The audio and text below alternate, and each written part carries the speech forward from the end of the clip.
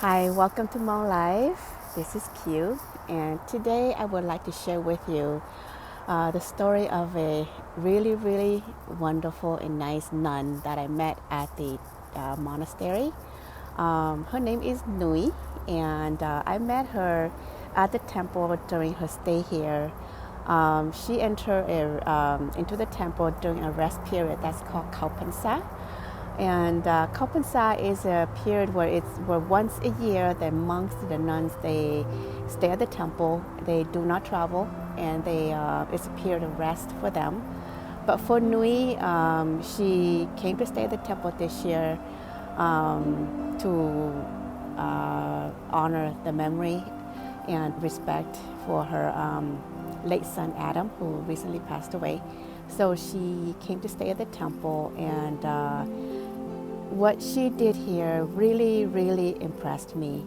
It really made a difference to how she served. She has a lot of life lessons that we can all take away from, and that will help us grow.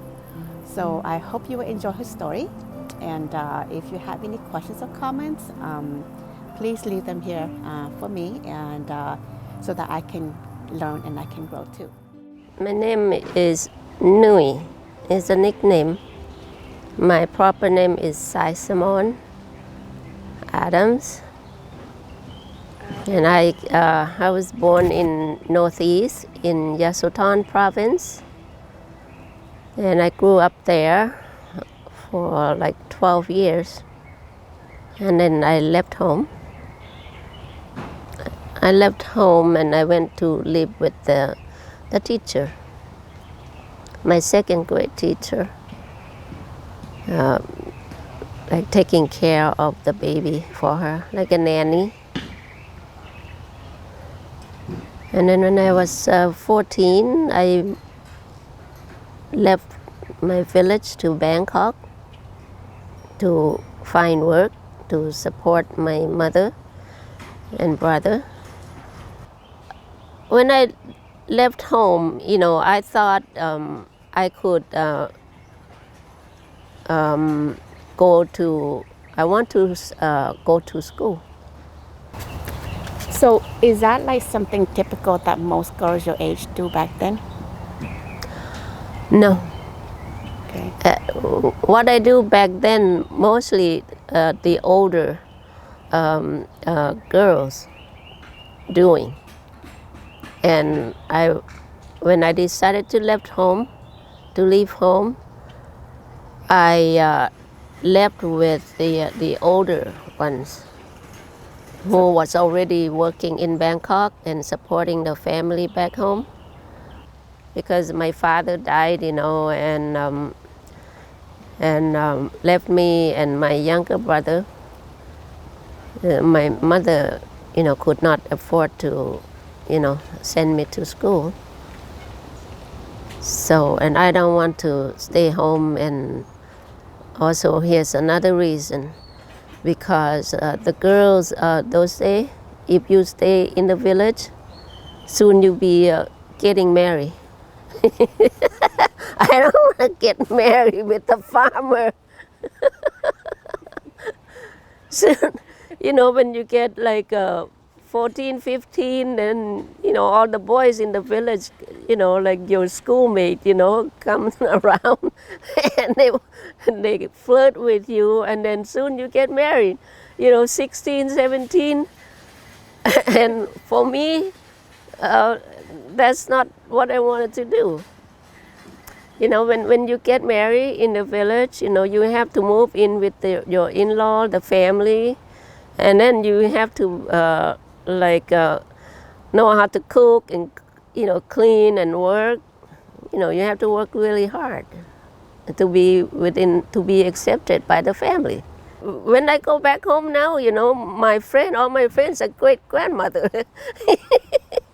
Here I am. I only have one grandson who's gonna turn 3.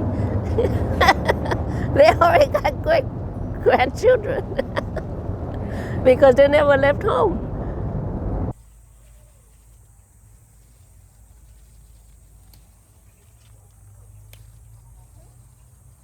So nobody ever thought of feeding him. Oh, the turtle? Yeah. Need some beans. Bunch of beans. Okay, I think this is enough. I found a new job within the at the YMCA in Bangkok. So there's a big kitchen and then a dining room and a coffee shop, and I get to see the foreigner. There's a YMCA center. And so I was introduced to another language, but my Thai is good because I was kind of smart at school. I was, I can speak Thai and I can read and write in Thai, only 4th grade education. So, and I was really interested in learning English, but there wasn't a chance. But at least I get to work around the foreigner. Okay, being a 14-year-old, and I was put in a coffee shop at YMCA, and I get to see and hear English, see foreigner and hear the English speaking every day. But I couldn't speak, I couldn't read. The menu, then I learned the ABC from the menu. Yeah, and then I learned kind of, interpreting it myself from hearing and, reading. When I was 16, I met 2 young girls, from other province. They came and looked for job where I work. So they get to work a little bit, and then they left, and then they moved to Ubon, and they said, you should come and work with us. Yeah, and I thought, wow, that's a good chance because I really miss my mother, And so I asked my Chinese boss, I want to quit work for them and move to Ubon. They wouldn't let me. And those days, I was grateful that I, kind of like listened to them, but I have no other choice. They said that the young girl, if you go wandering around, you will get, caught and sell to prostitution. Well, I asked them to leave the place, and then they wouldn't let me, so I escaped with my friend. You ran away? Yeah, I ran away. She was very upset, and then she knew I couldn't go very far and then she found me at my friend's house before we left. So I went and, apologized to her. Anyway, this is when I get to go to English class. See, I was free, and I was 100% waitress because we have to speak English and be able to communicate with the foreigner who's 100% American GI. Yeah, in Ubon. After the Utapao Air Force Base closed, and then my boss said, well, let's go look for a new location for the restaurant. So one day, he has the Volkswagen van. He and I went to Bangkok, look for a new site of the restaurant. But I said I didn't like Bangkok. And on the way back, we stopped in Pattaya Beach, and I never seen the ocean before. So I just fell in love with the ocean. I said, Pa, I like this place. So we went and looked for the restaurant. I want to know how you fell in love. Well, okay. And just before Christmas, 1978, Okay. my husband, who was American, he was working in Iran, came to Pattaya for vacation. So that's where I met him. It was the weekend, and he came for dinner, and there's no place to sit, no table, no nothing, except one chair. At the big table is American family with Thai. They came to scuba dive. He did not go back to Iran, and the Shah was leaving Iran. So he did not go back to Iran. He went back to LA and wait for the visa, and tell his parents that he's gonna go back to Thailand and work. And so he did. He came back, and then we get to date. So that's it. And then in August, we decided to get married. He asked me, his proposed question was, what would you like to be when you grow up? Well, I said, I want to be a good wife. I want to have a few kids, and I want a house and a garden of my own, and I don't want to work for the rest of my life. I got all my wishes.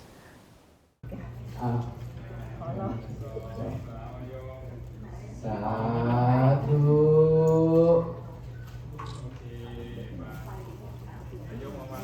ต่อไปครับยกออกมาถวายแล้วก็ยกมาด้วย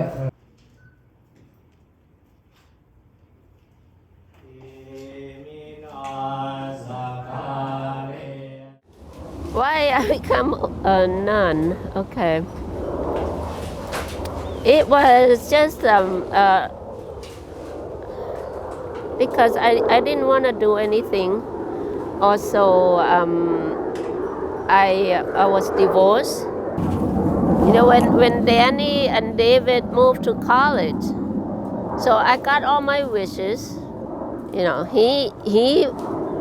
He has his own plan. He said when he retired, he want to get an RV or a mobile home, driving around America.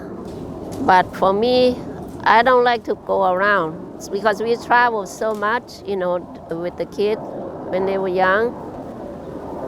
And I don't want to travel. But I say, well, to make it fair, I went back home and bought this farm. And I said, okay, I can go with you in the summer, but in winter time, I want to go to Thailand. When Danny became sick, and then, he moved back home from the ASU. He couldn't study anymore. So that's when the thing changed. And I decided we should not live together because he could not accept that his son is mentally ill, and he did not try to help. But he made the matter worse for us, for me, and for his son. So I asked for divorce. I lost my houses and money in a restaurant. And so I just have to keep my responsibility with Danny. So when I got Danny, with the court order, got Danny moved out of Mesa, come to Phoenix. Then I looked for job. I couldn't find job. But at the time I came here and asked Tanjakun, the abbot here, if he would ordain me, because I got nothing to do. And he was going to, but at the time they still celebrate that Memorial Day with many monks from all over the world. And he said, there's really no place for me to stay. One nun. My son David said, Mom, can you come visit me?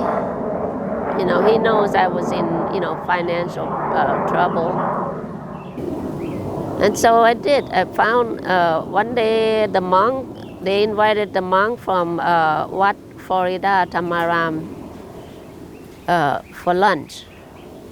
That was like Songkran, Thai New Year. And I get to meet the monk, 3 monks. And so I asked him, if I come to the temple, would you ordain me? They say, yes, come. See, it's my journey to the right place, the right time. I just following this path. I keep pursuing. I want to become a nun.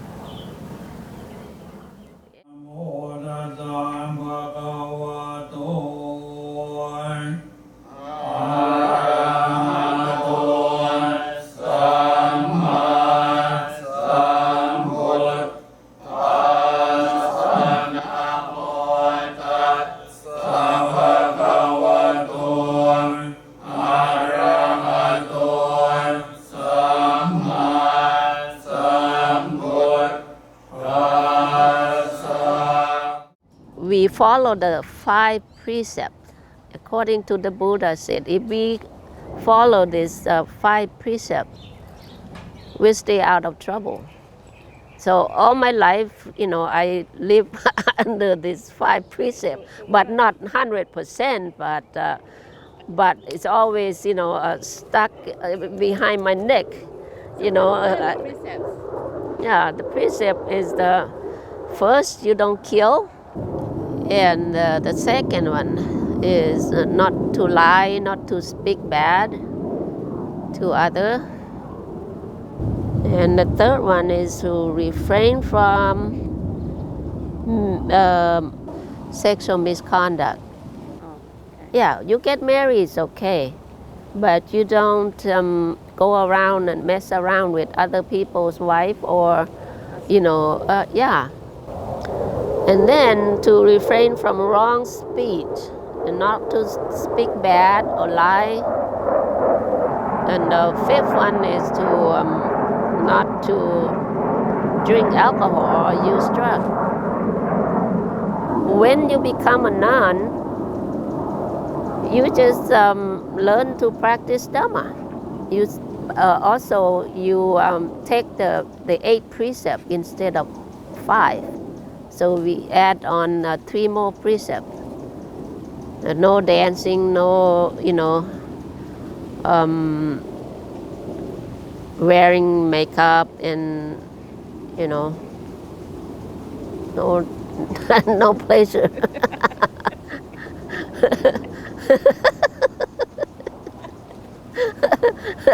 You're supposed to let go of all this, what you call defilement. Well, it's the want, okay? You're supposed to get rid of the want.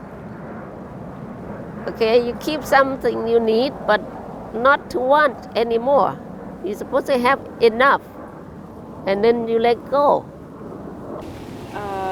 Do you find that becoming a nun versus before you became nun changed your life in any way at all? Yeah, I became more. I found more of myself. I found my happiness by myself. Yeah. If you want to become a nun, you have to want it from your heart. You come in here to let go, not to accumulate. You know, you have a bad life, you have whatever, you know, and then you learn Dhamma, how to fix that problem. And you have to be willing to come in and learn. You know, same thing when you meditate. You meditate to empty your mind, empty out everything. And to do all this, you know, it takes years. You don't just come in and let go of this and that. It doesn't happen because that thing is already inside you like a black box, right? Yeah, it tattoo in your spirit, in your heart. You have to, you know, keep practicing and, you know, letting it go. You get rid of that black spot in your heart, in your spirit. And then when you see, and then you see the world differently. I'm still human. Everybody, you know, the monk's still human. And we all trying to do the best, you know, well, for me anyway. And not to like, make it personal. And it is good for you, and then you no longer suffering because of other people. And in the end, you become a better person. And you no longer suffering under the other people's thumb. That will make your life easier. You know, when some people say nice thing to you, you say thank you. When somebody said bad thing about you, you say, oh, it could have been worse. I'm used to it. Yeah, you take it like that and let go.